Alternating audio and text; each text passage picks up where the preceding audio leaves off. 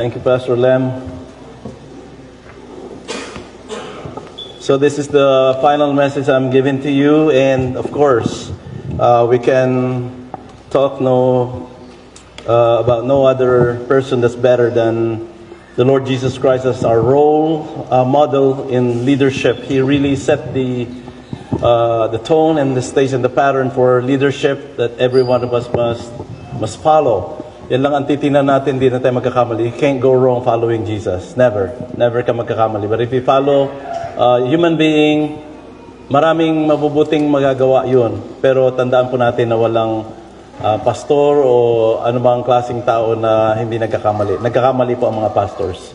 And sana yung sinasabi nating humility ay matutunan natin yung kung paano rin umamin ng pagkakamali. Nasubukan niyo na ba, mga pastors, na mag-sorry sa mga fellow leaders? Nagkakamali tayo eh. We have wrong judgment. Sometimes mali yung mga natin, yung inaakala natin na makakatulong sa atin. So, or makakaganda sa gawain. May mga mali, no? Maring tama, pero mali yung timing. Maring tama yung goal mo, pero mali yung process. So, may mga ganun eh. So, we are in a very complicated role, in the ministry. Kasi nga, ang church is composed of imperfect people. Andun ang imperfections eh. Ang leaders, ganun din. Ang deacons, ganun. Ganun din ang pastor. And napansin nyo, ang ginamit na analogy, kung ang church ay body, ang pastor naman ay ginamit na analogy na yung nagpapakain, naglilid, nagpo-protect sa mga tupa. And kung isipin nyo kung ano ang tupa o mga tupa, you can describe sheep in a number of ways using the letter D sa simula ng bawat description natin. So can you think of any word that can be used to describe sheep? Letter D. Number 1. Dumb. Kita nyo? Number 1. Number 1 yan. Dumb. Ngayon, sa English yan ay dumb. Sa Tagalog, mahirap i-Tagalog yan. Ano sa Tagalog? Bobo. Pangit naman kung tanga, no? Dumb. Okay. Bakit dumb? Kaya nga kailangan nila ng shepherd. Ano naman sa Tagalog ang shepherd? Pastor. Okay. So, kung merong pastor, merong mga tupa. So, number 1, dumb. Ano pa? Number 2, defenseless. They don't know and they can't defend themselves. Hindi nila pwedeng ingatan, protektahan ang sarili nila. They need a shepherd not only to guide them because they're dumb, but they need a shepherd to protect them and defend them because they're defenseless without a shepherd. Kung familiar kayo sa mga tupa, andito pa si Pastor Jem.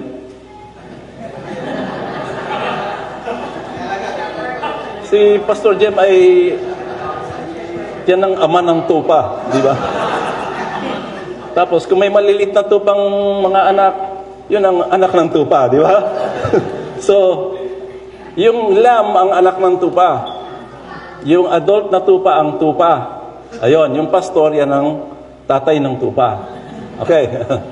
So, si Pastor Jem, one time, in-invite niya ako sa bahay. Asa si Pastor Jem? In-invite niya ako sa bahay niya. And ang unang-una kong napansin as we were entering in property, mga ganong sound, yung pala marami siyang tupa. Ang tawag niya sa tupa, may term siyang ginagamit. Ano yun? Una, hindi ko naintindihan. Ang term niya, kaldero. Nung una ko narinig, akala ko kaldero eh. So kaldero pala. Yung pala yung mga tupa. Ito yung yung na-amaze ako. Pagbaba niya na magsalita siya, lahat ng tupa na-alert, naglapitan. Sabi ko, totoo pala yung my sheep hear my voice and I know them and they follow me. Kasi kung ako nagkunwaring nagsalita doon, hindi ako papasinin mga tupa na yun. Di ba? Pero ang tupa, ang ikinamamatay ng tupa, in case you don't know, hulaan nyo ano? Yung ano yan? Isa muna, isa. Sino? Sige, isa lang. As. Yung sa sigarilyo? Oh, I think ginamit mo in terms sa Isaiah, ha? Yun, ibig mo sabihin, yun na nga, naliligaw sila. Pero anong kinamamatay nila? Pagkain ng na hindi maganda sa kanila, hindi tama. Lason, pwede. Ano pa? Pag nag-iisa, sigurado yan. Victim ng wolf or hyenas, ano? Yung mga predatory animals. By the way, ang sabi ng Bible, watch for wolves. Ang wolves, isang karakteristik ng wolves, hindi niya aatakin ang lahat at iisa-isaing kakainin o kakagatin. Alam niyo ang tactic o strategy ng wolves is to isolate one. Once one sheep, yung medyo struggling, medyo mahina, medyo pilay-pilay o mabagal tumakbo, pag nadali yan ng isang wolf o hyena, pag lalapain ng lahat ng mga hyenas. Bayanan nila yung iba dyan, basta may kinakain na sila dyan. Hindi na yung isa-isa hahabol ng isa, hindi ganoon. Pag tutulungan nila yung isang na-isolate, dyan namamatay ang tupa.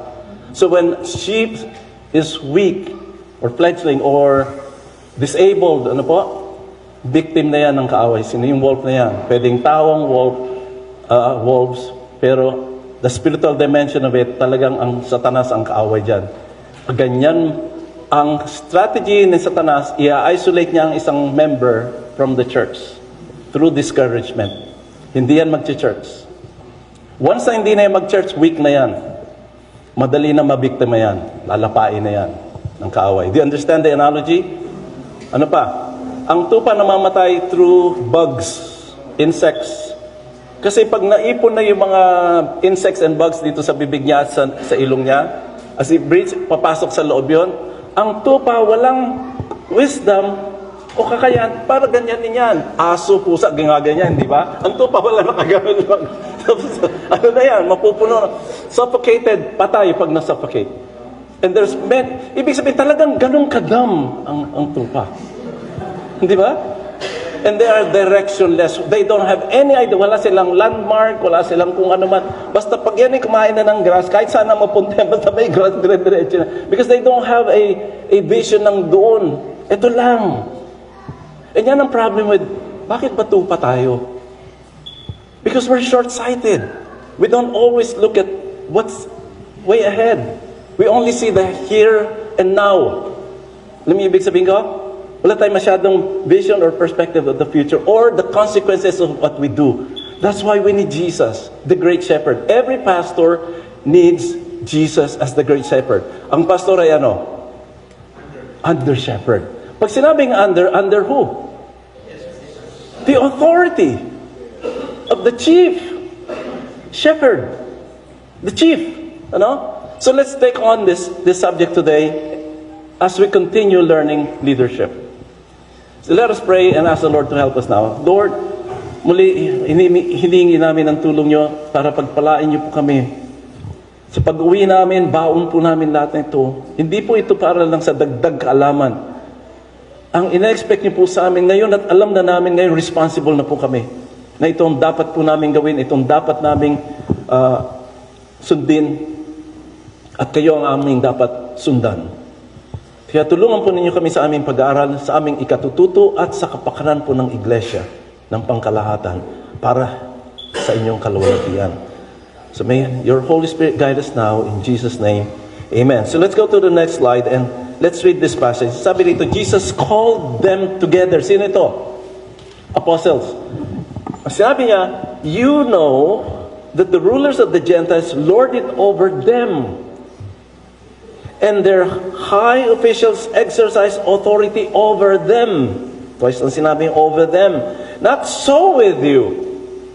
So what is he saying is this, ano? Kung ganyan ang mundo, kung ganyan ang Roman Empire, kung ganyan ang authority ng government or governmental authority, hindi kayo dapat ganyan. Maliwanag yun. Sinabi niya, binigay niya na yung contrast. So what is the contrast? Instead, sabi niya, whoever wants to become great among you must be your Let's read together. What's that word? Servant. Servant. This is coming from the Lord. Okay? And notice this is Matthew chapter 20. A lot already had transpired. Tapos na yung Sermon on the Mount. Tapos, of course, tapos nang tinawag yung mga apostles. Marami na silang nakitang miracle after miracles. Ano po? Encounter with Pharisees. Different situations like casting out demons. And all the examples that Jesus already had set. Binigyan niyang emphasis ito. Servant. Leadership. Okay? And whoever wants to be first must be your, this time, slave. Kung papapiliin kayo between the two, anong pipiliin yung mas convenient at masarap pakinggan? Servant. Ano ang slave? Tagalogin natin. Ang servant ay lingkod. Naglilingkod. Serving. Ano yung slave? Ang sakit pakinggan yan. And I don't think any of us, pastor, had ever used this to describe ourselves. Sinabi mo na ba sa church na, mga kapatid, sa totoo lang, ako'y alipin nyo. Hindi mo yun sasabihin. But that's what Jesus said. Tanggap nyo ba yan? Can you resist Him? Of course not. Alright, let's continue. So just as, ano ito? If, binigyan niya yung, ano yung mga Gentile lords, authorities, one. Second, pumunta siya sa contrast. Not so with you. Instead, contrast. Pangatlo, ano yung sinabi niya? Example. Does he have the right to point to himself? Just as the Son of Man did not come to be served, but to serve and to give his life as a ransom for many. The power of the cross. He didn't demonstrate it by his mere commands. His authoritative commands. Hindi lang yon. Pinakita niya yan eh. Pag sinabi niyang, wind, stop, wave, stop, command. Demons, cast out, di ba? Get out, command. Pero saan niya ipinakita? In giving his life, his death. Binigay niya yung buhay niya as a ransom for many. Next slide. Okay? So, punta na tayo kabila. So yung leadership is not a position. Hindi in-emphasize ni Jesus yung title, yung position, yung naka-attach, naka-label sa pangalan mo. Minsan upo ka sa desk. Pagpupunta po kayo sa mga government offices, si Pastor Lem nagtuturo yan sa mga police. Anong nakalagay doon, Pastor? Public servant. You see? Kung mismo ngayon sa governmental aspect, nilalagay na nila yan sa desk nila, public servant, how much more tayo na tinuruan mismo ni Jesus? Hindi lang tingnan mo sarili mong lingkod, kundi kilalanin mo sarili mo na alipin ka. It shouldn't be something negative for us. Because remember this and don't forget this, that you are slaves of the Lord of Lords, of the King of Kings. In other words, why is he talking about greatness, but the opposite concept of greatness coming from the base? So it is not about position, but it is a calling to service. Kung siya ang tumawag po sa atin, taking the attitude, let's take this attitude, not just of a servant, but a slave. What is a slave? Oh, Greek muna tayo. Asan na yung ating consultant? Pastor Mark! Ano pong word? Doulos. Ano ang verb? Dulio. Okay? Doulos means literally to serve as a, say it, to serve as a slave. Yan ang meaning ng doulos. Yung word na yan, sinasabi ng ating Panginoon, pag naglingkod ka, maglingkod kang parang alipin. But don't look down at yourself. Yun yung pinaka-highest honor. Baligtad di ba? So, parang inverted yung concept ng Panginoon Ang highest honor, pag tinawag ang king, prime minister, president, chairman, commissioner, di ba? Chief. Sa ating Panginoon, hindi. To be great is to be called a slave. But how is it that you are great by being a slave? You are great because you're serving the great King of Kings and Lord of Lords, the Judge of all judges and the God of all gods. That is a privilege. That is a position of honor. Pero wag pumasok dito sa utak. So hindi, position mo hindi yung calling. Mas pahalaga mo yung calling mo kaysa sa position mo. Let me ask you a question. Can you serve without a title? Come on. Hindi na kailangan pinag-iisipan. No-brainer. Right away, you say, yes, why not? May pumasok sa amin bago sa church. Ang laking tahapan man, ang taba. Matindi maghilig. Ganun talaga. Pagkasama ko sa kotse, lagi, pag nasa likod, ang bilis umilik eh. Tapos, umpisa siya magsalita, Pastor, ilan taon ka na sa ano? Sabi, iba yata ang dating nito. Sabi niya, alam mo, Pastor, ako yung number 1 deacon doon sa church namin eh. Ba, number 1 ha? Tapos maya-maya, alam mo, Pastor, yung ginagawa niyo ganyan. Hindi, sa church namin, hindi ganyan. Ganito ginagawa namin. Pag nagsalita, talagang puro ganon. Puro salita, puro comparison. Sila magaling, sila malaki, sila mahusay, sila marami. Matindi. Tapos tinanong ko siya, kapatid, paano ka ba makakatulong sa ministry? Hindi mo nga akong ginagawang deacon eh, paano akong tutulong? Tinan nyo na yan. Kailangan mo na maging deacon para tumulong maglingkod. Yun ba? Eh, hindi ko siya ginawang deacon, never. Sa umpisa pa lang, bagsak na eh. At hanggang sa umalis na po siya sa church for years, wala talaga siyang itinulong. Sabi ko, I wish to God na sa ibang church matutunan niya, kung dito din niya natutunan, kasi hinihintay ko magbago ang perspective niya. At hindi ako maglalagay sa kanya dahil demanding sinasabi, gawin mo akong deacon, then magsiserve. Mali. Hindi kita ilalagay deacon. Until you humble yourself and say, Pastor, what can I do? I'm here for the church. Hindi ba sinabi? When you come join a ministry or a church, do not ask what the church can do for you, but ask what you can do for the church for God's glory. Hindi yung, ano ba meron tayo dyan? Hindi, magkano ba dyan? Remember what Peter asked the Lord? Lord, we've given our lives. We left the boats. We surrendered and abandoned fishing. The nets. So what's there for us? You remember Peter asking that question? What is there for us? Kaya iba yung perspective niya eh. And towards the end of the whole discipleship process of mentoring and empowering, do you think Jesus failed? Because he allowed Peter to deny him 3 times and deny him vehemently. Nagmura pa. In his second and third denial, nagmura pa. Hindi ko alam paano magmura mga Hudyo. Kasi Pilipino, Pexman. Pexman. Ay, yung mga bata, hindi alam yung Pexman, no? Tamaan man ako ng kidlat, mga gano'n, no? Mamatay man ako. Di ba, may mga paganong-ganong pa tayo. Pero yung sinabi pong word doon na he cursed with an oath. Sumpain man ako. Gano'n. And then nagmura. Peter? Yes. But let's ask that question again as I ask. Why does God allow failure?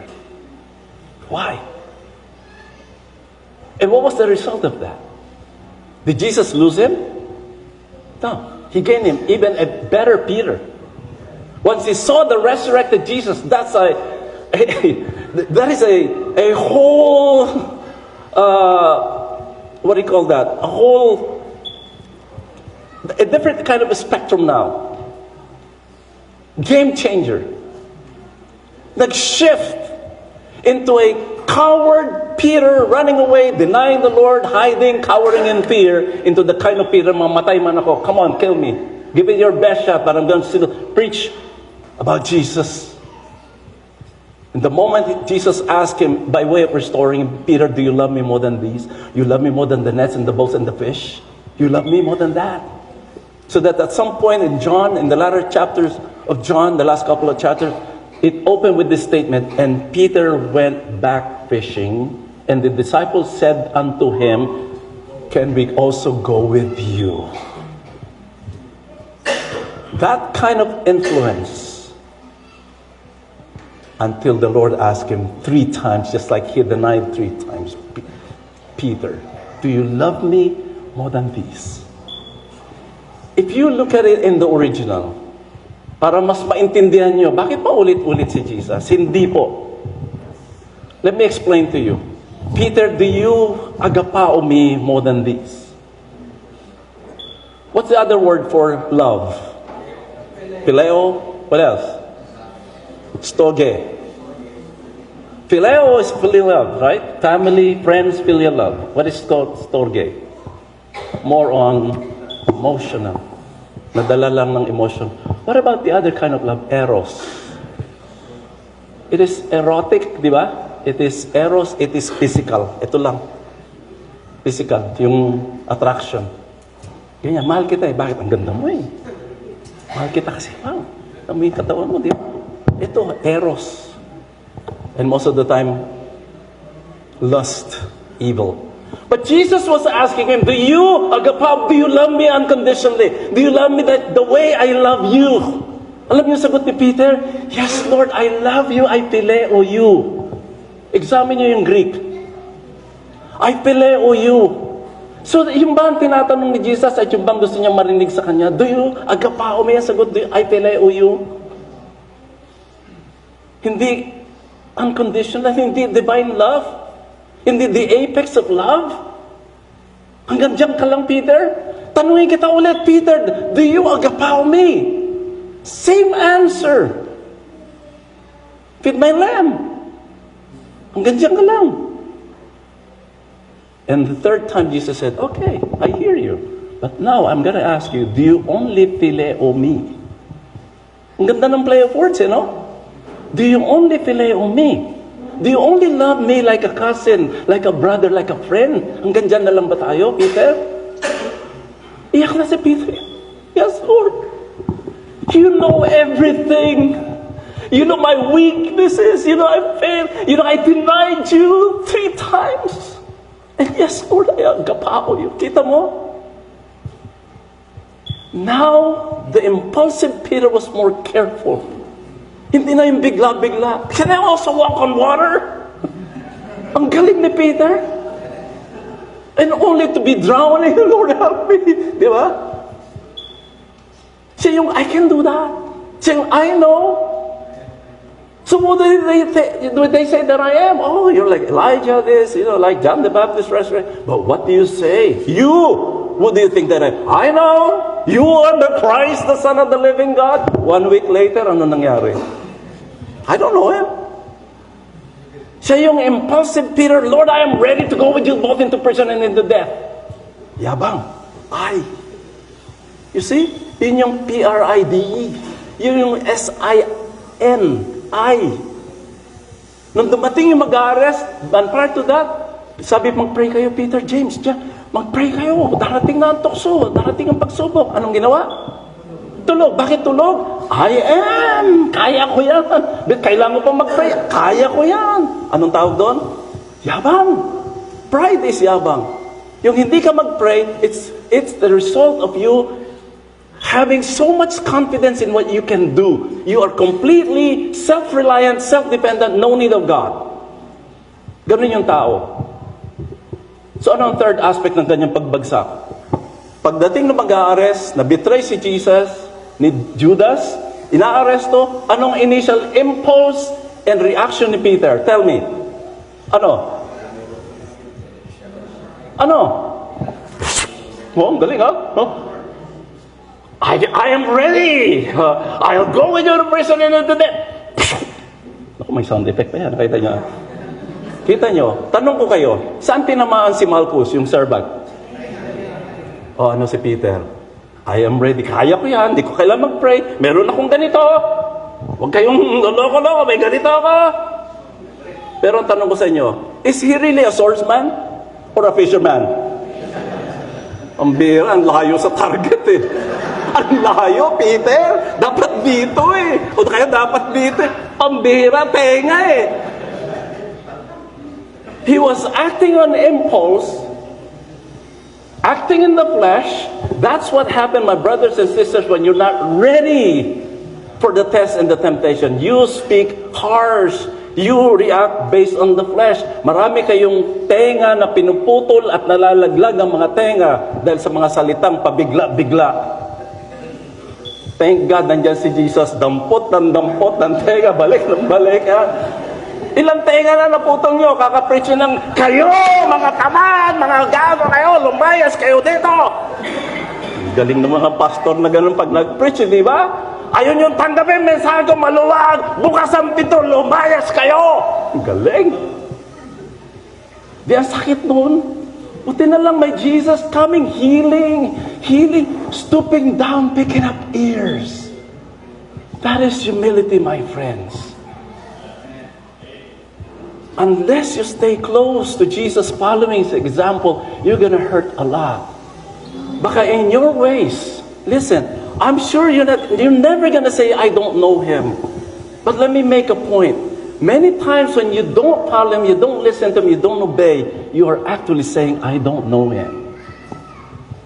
When you are there in the world, acting like you're not a Christian, when you're there among worldly people and being worldly in your ways, you are not acting like you belong to Jesus. That is a denial of who you really are and your identity. Are you listening? Kaya sundin po natin ito, slave tayo, hindi sa ganon. And then when Jesus was being drawn away, where was Peter? And he followed afar off, looking over the shoulders of people over this cavernous hall, where Jesus was being led into that court for a mistrial, the worst kind of mistrial, and the worst kind of injustice that ever took place in humanity. Nasaan si Peter? Yung nagsabing, I am ready to go with you to prison and to death. Nasaan siya? Following from afar. Grabe, katakot to. Palayo ng palayo. Until napaupo dito. Buti rito may siga. Malamig. Alas 3 ng umaga. Dito tayo. Mukhang kasama ko itong mga tropa dito. Kunwari. Baka ako din huli. Naku po. Ako din ako sa cross. Teka muna. Parang medyo ang tunog mo para kang Ilocano, ha? Di ba? Ibig sabihin, he speaks like a Galilean. His accent betrayed him. Ay, hindi taga Jerusalem to. Galing to ron sa taas. Kasama to nun. Hindi ba kasama ka ni Jesus? Ay, hindi ko kilala yan. Parang kagabi, nagsasalitang Ilocano, Ilonggo naman pala eh.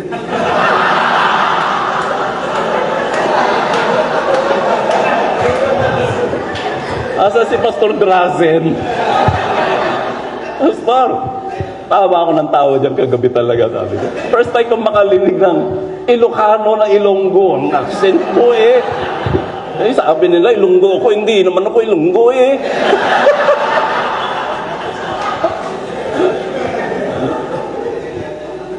That's it. And then he knows that the leaders should be using their position of leadership. Hindi dito, hindi sa pagganyan-ganyan, hindi lumayas ka, hindi commanding, gawin mo yan. O ikaw, ano yun? To meet the needs of others. Not demanding. Not requiring. But motivating. Okay ba, di ba? But inspiring. But setting the example. You can never say, look at me and do what I do. Or do what I say. If you're not following Jesus. Bad example. Next slide. Kaya kung titignan po natin, leadership is in fact, on the vertical aspect, all for the glory of God, but on the horizontal aspect, it is there. Not me, but others. Amen? Kaya sakripisyo po eh. Slave. Alam niyo ba kung anong slave? You don't have, ito isang quality ng slave. You don't have right of your own. Nothing. Anong right mo? Wala. Kung anong inutos ng Diyos, gawin mo. Kung anong need ng church o ng community, meet those needs. Next slide. Do nothing. Huwag kang gagawa ng para sa sarili mo. Selfish ambition and all that. Conceit.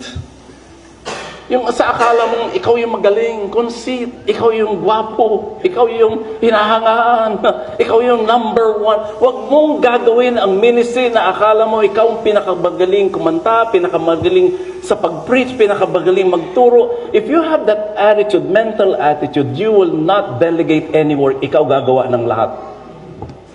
Yan ang problema. And you're not gonna be mentoring, you're never gonna be empowering others to do ministry. Ikaw na lang. Meron tayong alam ng mga leaders ng big religious organization like yun doon sa Davao na ngayon nakakulong.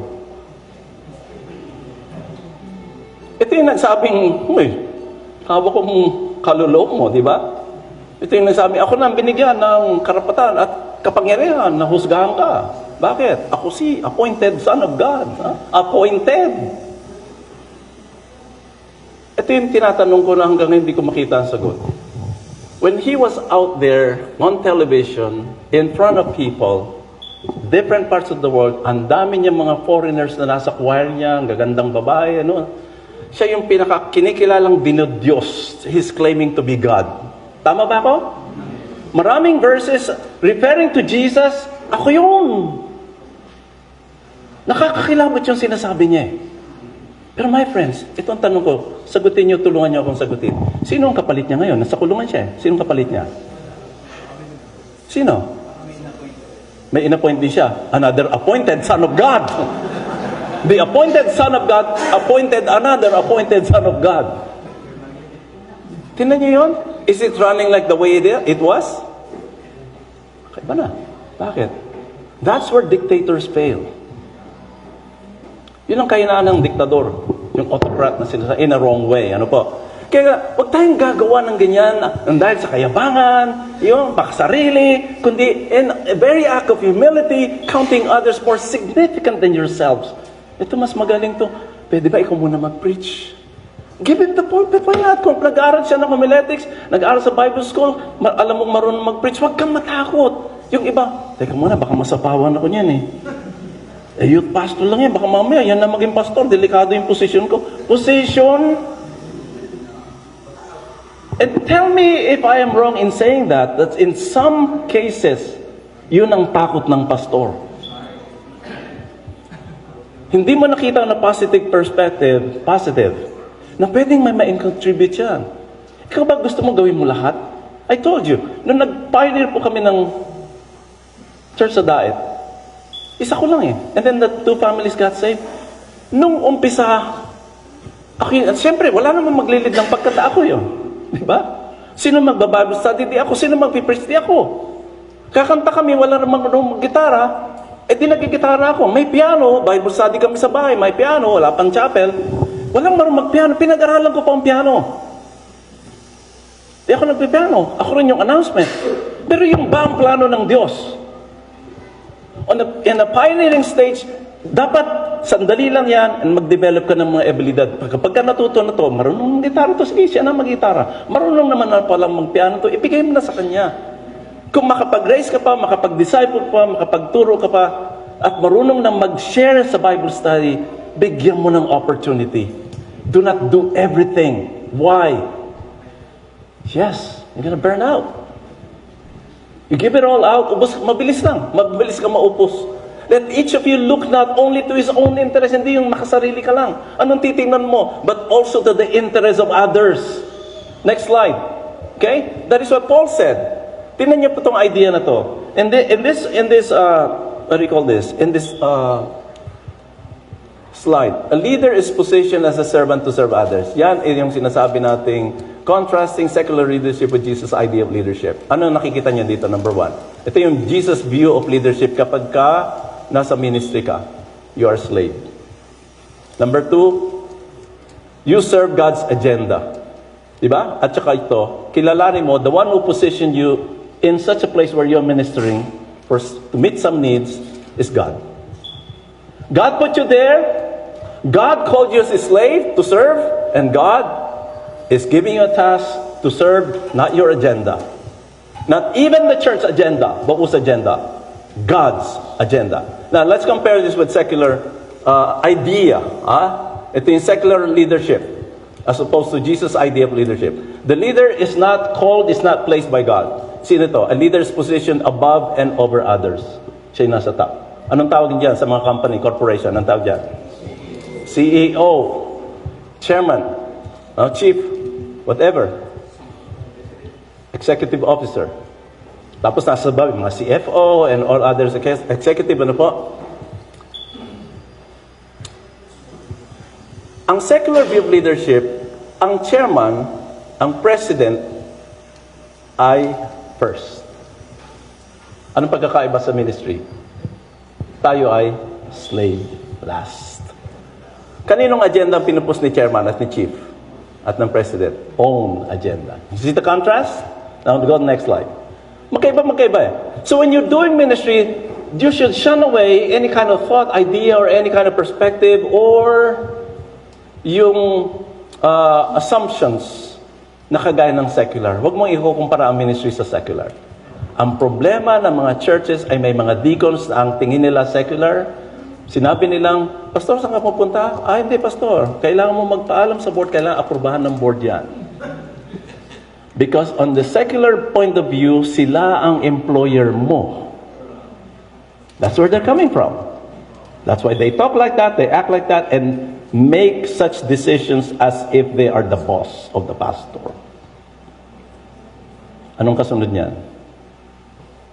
Since sila ang nag-hire sa iyo, yan ang perspective, ha? Sila ang nagpapa-sweldo sa iyo. Aha! Maling perspective po yan. Huwag silang magmalaki o magmataas na magmayabang na kami ang nagpapasweldo sa iyo, Pastor. Tandaan mo yan. Believe me, may mga churches kaming pinuntahan, ang pastor ay ginaganyan. Not too long ago, kami ni Pastor Nelson may pinuntahan doon sa South. We're not gonna name the province.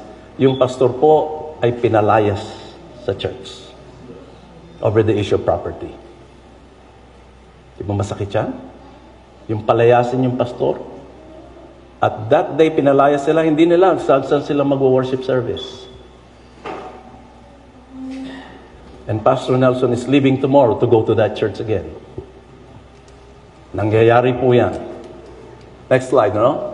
So itong ganitong path, journey, the one who calls you also determines and decides how long the journey will be, how hard the journey will be, how tough, but also the rewards as you follow, as you continue in this journey. Next slide, okay?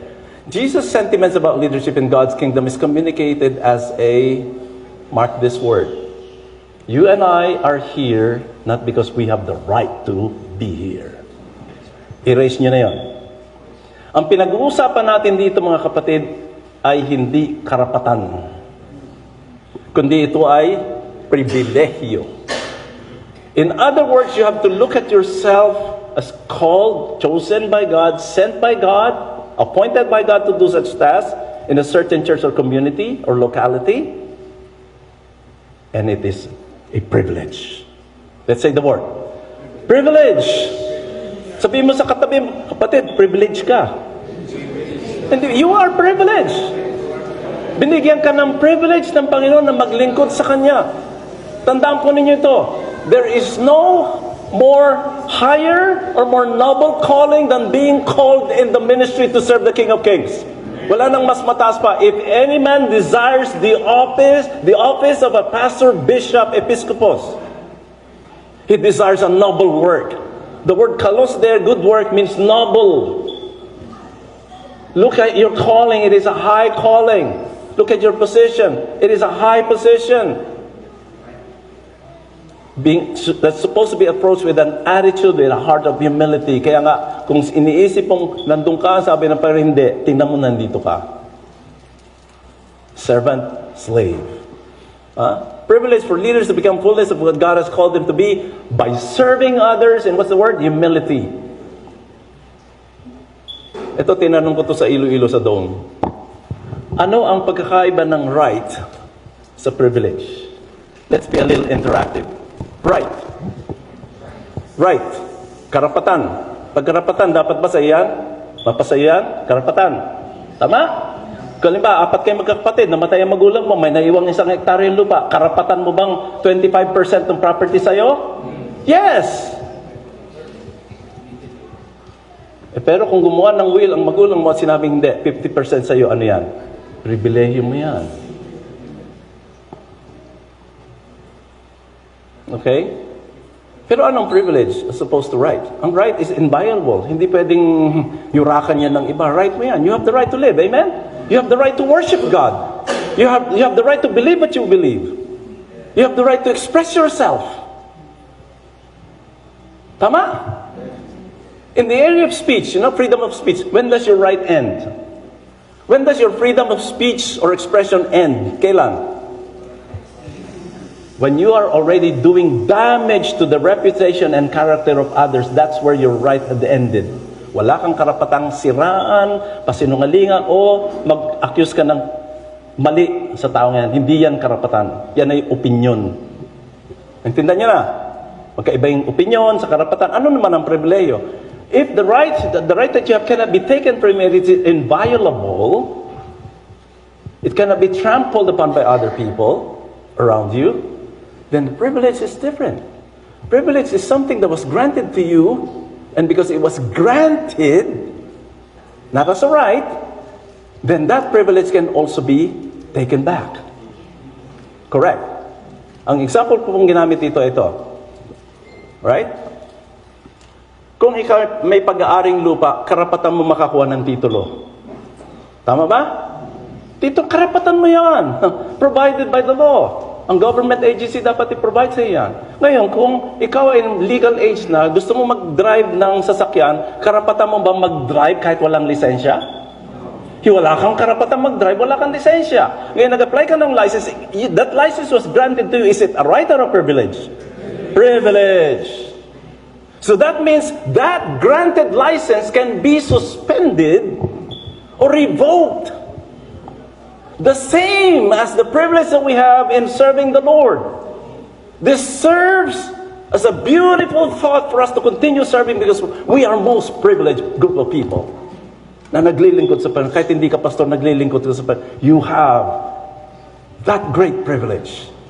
But that great privilege is merong caveat yan, merong yang limitation. That privilege can be taken from you by the one who gave it to you. Tama ba? Sino ang magdi-disqualify sa'yo sa ministry? Si Mr. Alvarez kasi deacon siya? Pastor, di ka na pwedeng mag-minister. Bakit? Hindi ba? Hindi. Wala siyang karapatan yan.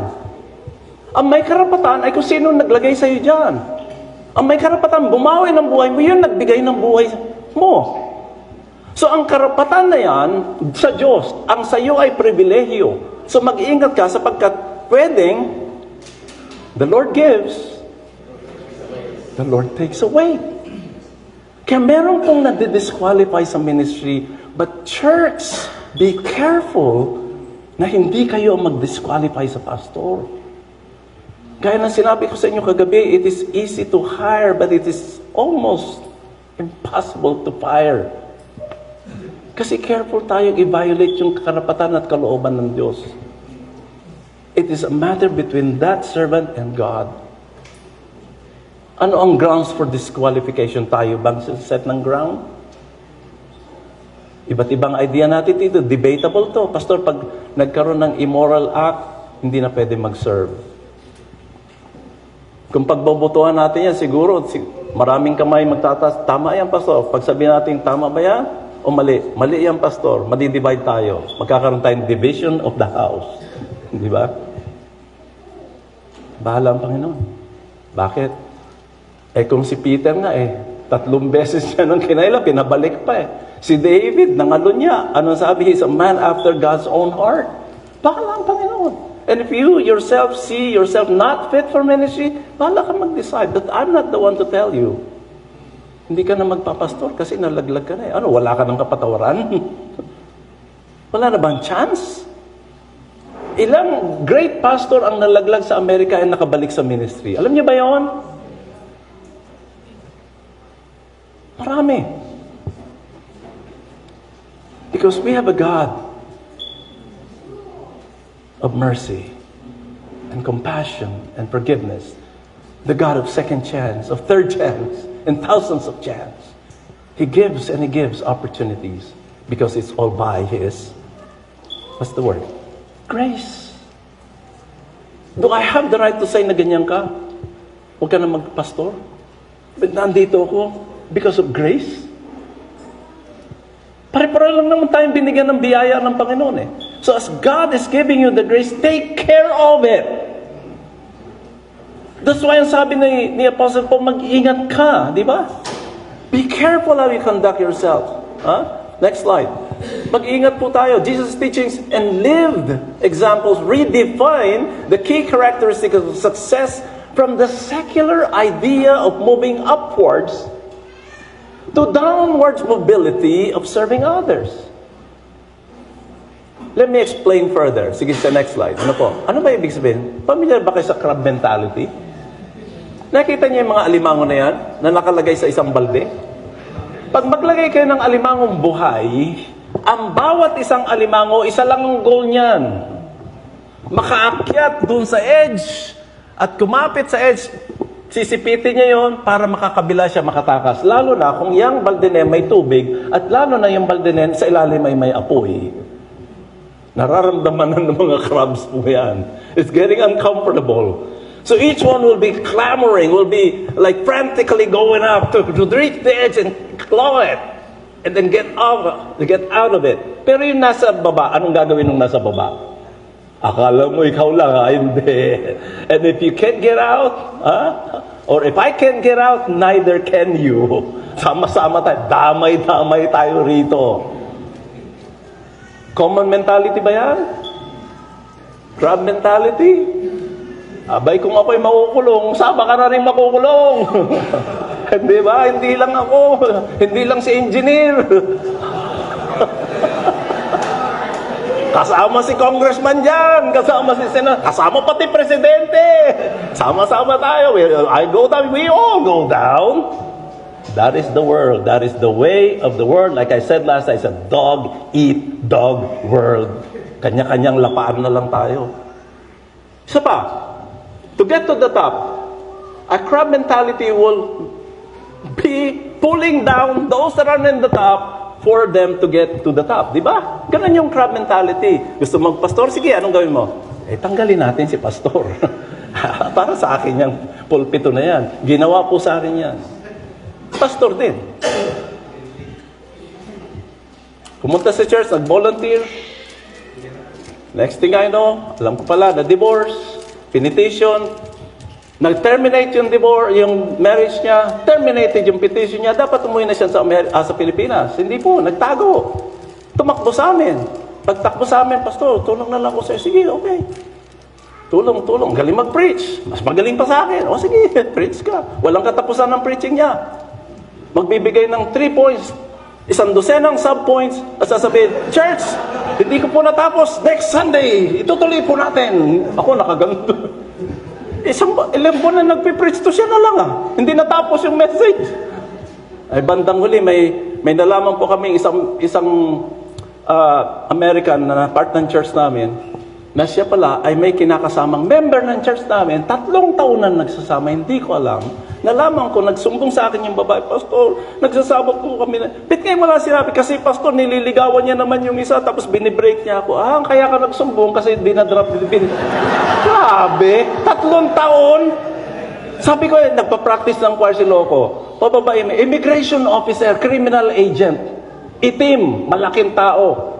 Pagbaba, may baril pa. What's wrong, Pastor? Can you sit down? Let's talk. Nung sinabi ko na, hey, stop what you're saying, all right? I know your past. Are you a drug dealer? Are you in jail? You're in jail. I can deport you now. I can send you back to the Philippines if you pursue my case. Ganyan na yan. Hindi lang loko, salbahe pa, di ba? And long story short, kinampihan ng pastor na may problema sa immigration. Tingnan nyo. Hanggang bandang ulit, tinawag niya yung mga deacons na paniwala niya 5 deacons. Kasi yung mga ibang deacons may problema rin sa immigration. Kakapit sila sa patalim. Magkaroon lang ng papeles. Nagkaisa silang pagtulungan ako. Pero one night, Inabot na ng ilang buwan yung kaso, hindi namin madesisyon na madi-divide ang church. One night, yung mga deacons, kumatok sa pintuan ko, Pastor Yuli. Pagbukas ko po, screen, ba't nandito kayo? 5. Mga 5 kakampi doon. 3 na lang natirang kakampi ni Pastor o gustong gawin ng tama. Hindi naman sa kampi. Anong dapat gawin? Di ba? You cannot tolerate that. By the way, pang 3 babae na. What can you do? May umiyak yung sandi ko, pasok kayo rito. Ano nangyari? Pastor, hindi namin alam si Pastor, may plano pala. Anong plano? Sabi niya, punta kayo rito, magluto ako sinigang. Masarap to, kain tayo. O di pumunta sila, habang kumakain. Teka muna, kaya ako kayo pinunta rito. Meron akong brilliant idea para matapos na tong case ni ano. Ano po yung Pastor? Ganito gawin natin. Si Pastor, gusto niya nagmi-mission. I-meet natin na yung church, sponsor na natin, padala natin sa Pilipinas. O kung saan lang doon, mag-mission siya doon. Bigyan natin ng baon, ilibre natin ng pamasahe. Pagkatapos Pastor, o di pag wala na siya, o nga Pastor, i-meet natin ang church. Tapos, di tanggalin natin si Pastor. Galing. Kaya imbitan dito kay Pastor, nung pauwi na kami, inisip na, ano mangyayari sa church? Wala si Pastor Yuli. Tapos siya yung pastor. Hindi to tama. Sakar sila nagising sa katotohanan. Lunes po ng gabi yun. Kinabukasan, Martes, nag-meeting kami ng board. Webes, na-finalize ang decision. Linggo, binigay namin sa congregation. Unanimous. Hindi mag-repent. Nag-decide po kami to terminate that pastor and also to drop it from membership yung involved sa immorality. Except the one who confessed and asked for forgiveness. You see? Ang goal niya, hindi lang immigration. Anong goal niya? Pag wala na si pastor, paano pastor? Di ako ng pastor. Ang galing. Yun yung sinasabi ko nating crab mentality. Bring him down so I can go up. That is the way of the world. Next, ano ba? The omnipotent, listen, if you are to learn from the example of the Lord Jesus Christ, this is it. The omnipotent, omniscient, the all-powerful, all-knowing, all-present God. No one greater. The one who created this whole universe, spoke things out into existence by His mere power of His commands.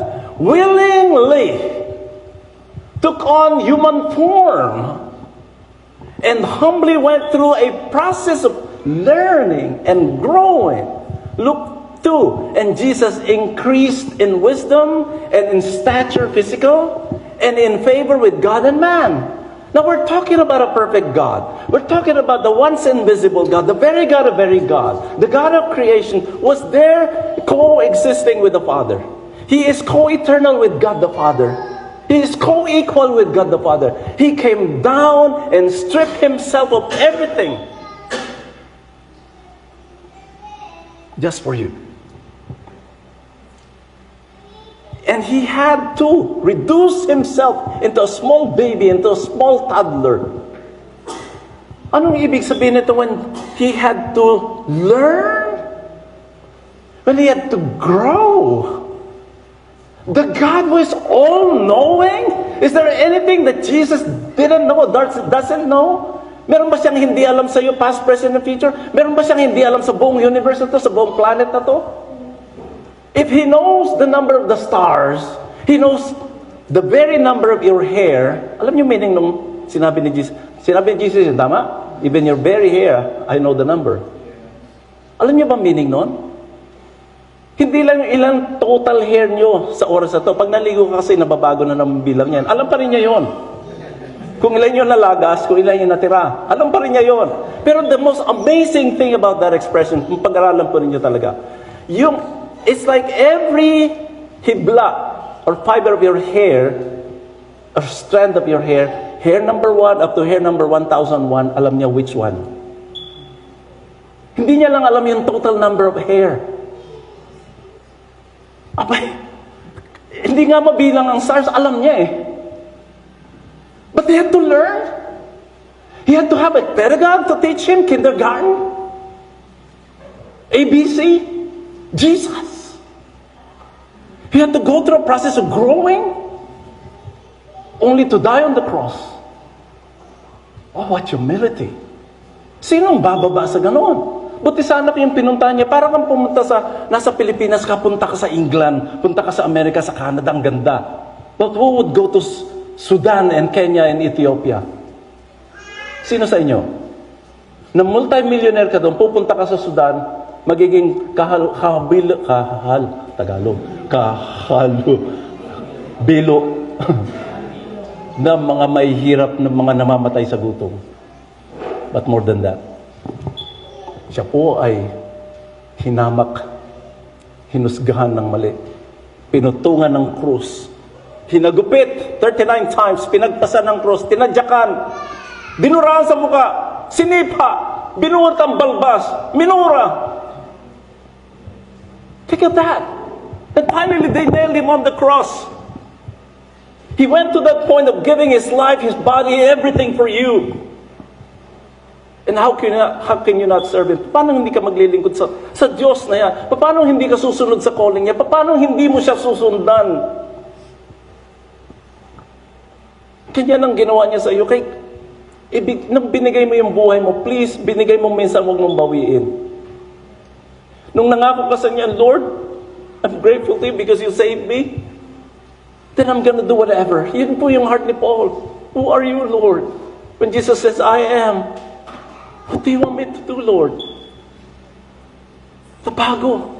Everything was changed. Peter was changed. Willing to die. Crucified upside down. All the apostles except John died as martyrs. Tortured. Tormented. The most cruel kind of death. Why were they so willing to do that? Because they'd seen the risen Lord with their own eyes. Nakita nila. And I'm sure by now you've seen the power of God in transforming you, not just giving you a place and a home in heaven. Binago ka niya eh. Binigyan niya privilege after privilege. And why would you not serve Him? Next slide. Yan po ang ginawa ng Panginoon, and Jesus then as a young human boy got through a humbling, transformative process of growing up and learning to develop his gifts and abilities in the temple. Kailangan niya matuto. The all-knowing God, the all-powerful God have reduced Himself into a level of a young boy, like not knowing a lot of things. Paano nangyari yung pastor? You know, Paul wrote to the Philippians and explained this to us, and I was to understand the theological perspective of what he said there. When he said, let this mind be in you, which was also in Christ Jesus. This mind, be in Christ Jesus, who being in the form of God, thought that it's not to be equal with God. In His human form, sinabi niya, I am not equal with the Father. You see, earlier sinabi ko, He coexisted with God the Father, He is co-equal, and He is co-eternal with God the Father. But when He became a human being, He did not think of Himself equal with God. You know what it is? Ito yung sinasabi ng theologians sa kenosis, or sa English, self-emptying. So you know, self-emptying, but made Himself of no reputation, and took upon Him the form of a servant slave. And being found in obedience to God, He humbled Himself to a point of death, even death at the cross. Before those words were penned by Paul, dumaan muna siya ron sa ganun. The humility, the self-emptying of Christ. Therefore, God has highly exalted Him, given Him a name which is above every name, that at the name of Jesus, every knee should bow, things in heaven and things on earth and things under the earth, and that every tongue should confess that Jesus Christ is Lord. My friends, for us to better understand, let me put it this way. Then in the process of learning and growing, giving Himself and dying for you, humbling Himself, He, take note of this, I'm going to say it once and maybe twice. He, in His self-emptying, willingly, voluntarily, temporarily, surrendered the exercise of some of His divine attributes. such as all-knowing. Was he all-knowing when he was human? Was he all-knowing when he was human? If he was all-knowing, how then and why did he say, but of that day? Di ba? Nobody knows. No man knows.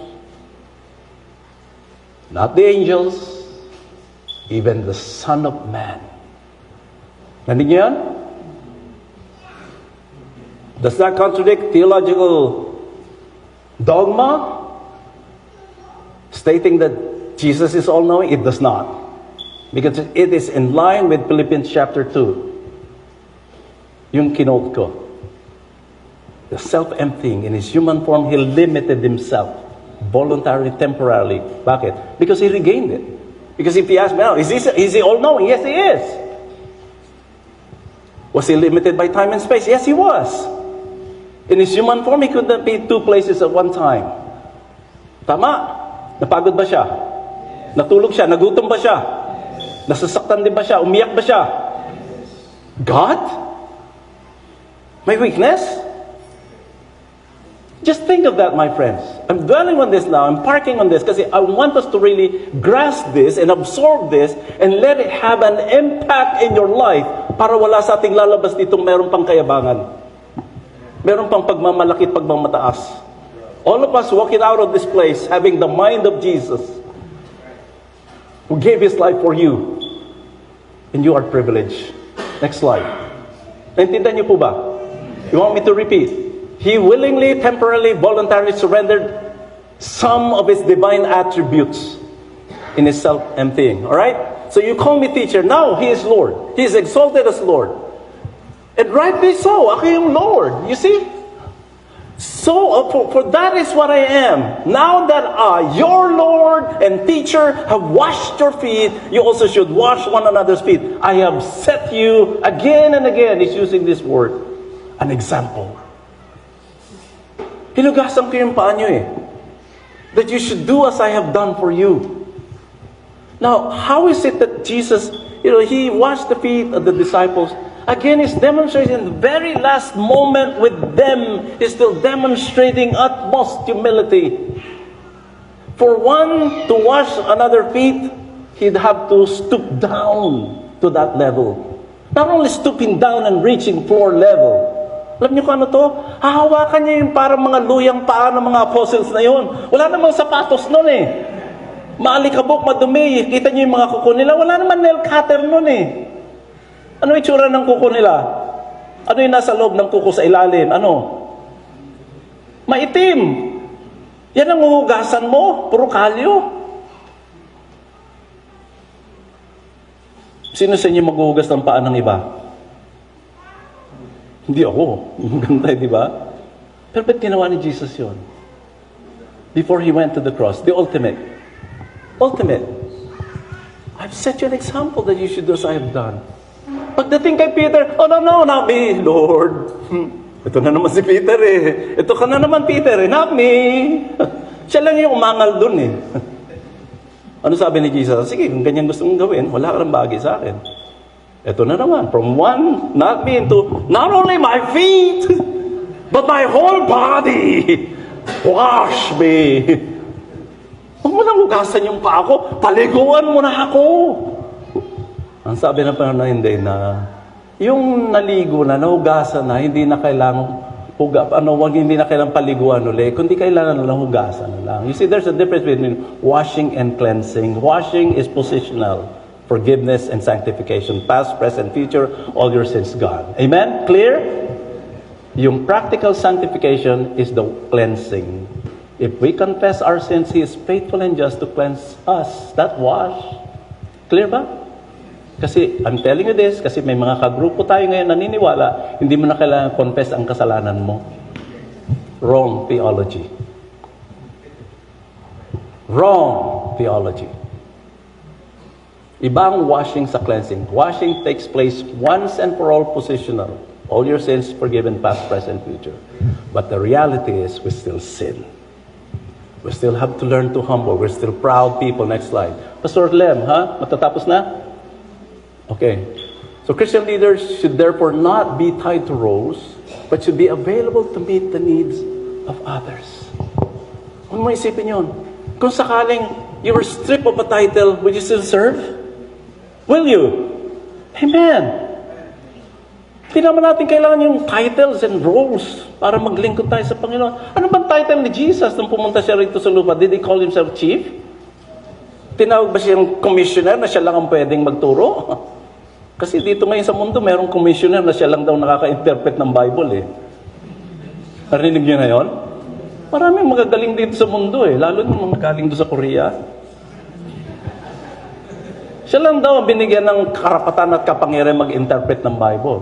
Eh, kung siya lang, bet inutusan tayong search the scriptures.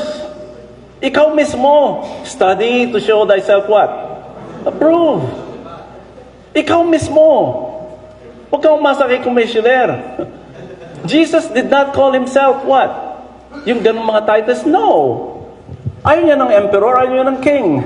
Someday, bababa siya rito as king. Next slide. Ano po? Kaya, yung servant leadership po, the best way to lead is what? To pull those that are down there, pull them up. Ilagay mo dyan. That's why I believe in multiplicity of elders. I believe in that. Pero laging meron chief or lead pastor is a better term. Pero pwede kayong maraming pastor naman eh. Iangat mo. Kung yung tao na nadapa, iangat mo. Wag mong yurakan pa para sabihin mo, ay, wala, masama na yan talaga eh. Wala na yan, hindi na yan magbabago. Wag mong bigyan ng, don't be the last to put the last nail on his coffin. Please don't do that. Be merciful just as God is merciful to you. Be gracious just as Christ is gracious to you. And listen, be forgiving. Because you are forgiven of all your sins, past, present, and future. And today, before we leave this place, this is my challenge to you. Who are you really following? Is it yourself? Is it others that you're idolizing? And I don't blame you kung meron ka mga human role models. Just make sure na ang sinusundan mo ay tama pa ang ginagawa at tama pa ang sinasabi. Listen, may mga nalaglag na sa cult, wrong teachings and wrong beliefs na may sumama pa. Nakakalungkot yan. Hindi lang si pastor ang naniwala sa ganon, kundi yung mga member na sumama na rin sa kanya. Listen to this. Kanina pinag-usapan natin yung responsibility and accountability. Kapag ka dinala mo sa mali ang tao, malaki ang pagbabayaran mo. You know why I believe there's a degree and level of rewards in heaven? Because there are those who receive crowns, and John says there are those who will be ashamed that is coming. Meron judgment seat of Christ. You know why I believe there is a degree of punishment in hell? You know why? One verse I'm going to give you. Jesus says, you blind leaders of the blind, you shall fall into the ditch, and these ones that follow will also end up in the ditch. And listen to this. And you shall receive the greater damnation. Mas malupit ang parusa mo sapagkat nagdala ka pa sa hukay. Pag-ingatan mo ang utak mo sa iyong pinaniniwalaan, pag-ingatan mo ang puso mo sa kayabangan, at pag-ingatan mo ang mga kaluluwa ng iba na nakatingala sa iyo at sumusunod sa iyo, sapagkat sila ay pananagutan mo din. Pananagutan ko rin po sila. Do what is right, teach what is right, practice what is right, set the right example, be right with God, go in the right direction, make the right decision, because you cannot afford to make mistakes. This is a very delicate ministry. It's like balancing yourself on a tight pole, on a rope. Na konting mali, laglag ka. Kaya ingatan mo. Mag-ingat po tayo kasama ko. Amen? Amen? And let us serve the Lord with all humility. Serve Him with passion. Give it your all. Give it your best shot. Because you only live once. You only live once. You only pass this way once. And never again. Only one life. Say it with me. Only one life will soon be past. But only what's done for Christ will last. Let that stick in your mind. You're only given this life to live. Hindi ka magre-reincarnate. After this is 9:27 Hebrews. Judgment. Judgment. Let us pray together. Tayo po tayo. Lord, we bow and humble ourselves before you, Lord, today. Sana po ang mensahe na ito ay hindi napunta sa deaf ears or hard-hearted hearts. Kung meron po kaming alinlangan o doubts or fears, Lord, we surrender everything to you. Kung meron kaming heartaches and brokenness, baring nasaktan kami ng member o deacon o kapwa pastor, Lord, help us to forgive. And if we have offended, if we made mistakes, help us to humble ourselves and admit our faults, O Lord God. And as we continue serving you, Lord, help us to make a commitment to you even now. If we're cold, if we're lacking motivation, kung kami po ay nanlalamig sa aming pananampalataya, kung kami po ay walang gana, Panginoon, buhayin po ninyo ang apoy sa aming puso na ito'y sumiklab na kami po inyong gamitin. Maging mainit sa gawain, maging mabunga. Tulungan po ninyo kaming tumigil sa pagko-complain and to look at the bright side of the ministry. Look at our privileges. Look at the blessings and the rewards. Look at the joy of winning souls and the joy of serving.